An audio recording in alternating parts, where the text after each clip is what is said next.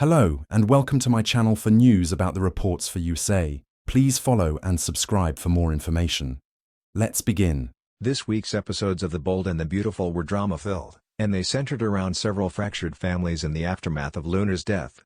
While the early part of the week focused on Brooke and Ridge's disrespect, leaving Katie on the verge of leaving Forrester, the company itself reached a pivotal point in its legacy by Friday's new episode.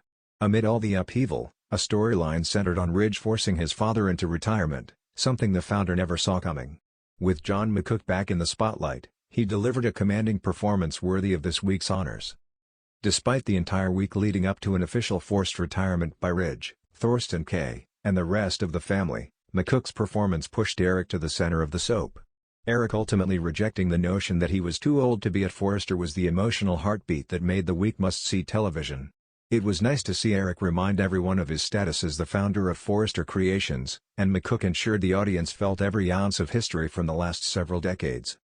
The scenes between Eric and Ridge didn't land because of the dialogue or the high-stakes drama. They landed because McCook delivered his lines, knowing he had lived the legacy of Eric on screen for nearly 4 decades.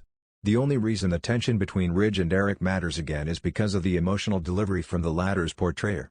Although the father-slash-son tension between them is always simmering beneath the surface, McCook took it to another level this week. McCook's reactions told the story of a father and founding businessman left with wounded pride, overwhelming disappointment toward his family, and a restrained level of anger. The dynamic could have felt more like something from the past being rehashed, but someone elevated it this week to feel fresher than it has in years. Although Ridge tried to push Eric out for his own good, his father's identity is wrapped in the designs he creates. McCook showcased a man desperate to hold on to his life's work, returning to a world that gives him meaning and purpose. Everything McCook's Eric presented to the audience this week was a masterclass in conveying deeply human emotions in a controlled, grounded way. Luckily for viewers, in this storyline about an aging fashion icon, he didn't play a caricature of that. The actor conveyed Eric's unbridled passion and drive to prove himself, culminating in an emotional outburst. One moment, Eric was quietly reflecting on his career and the changing environment around him. However, those moments were followed by clear devastation at his family's determination to separate him from his life's work.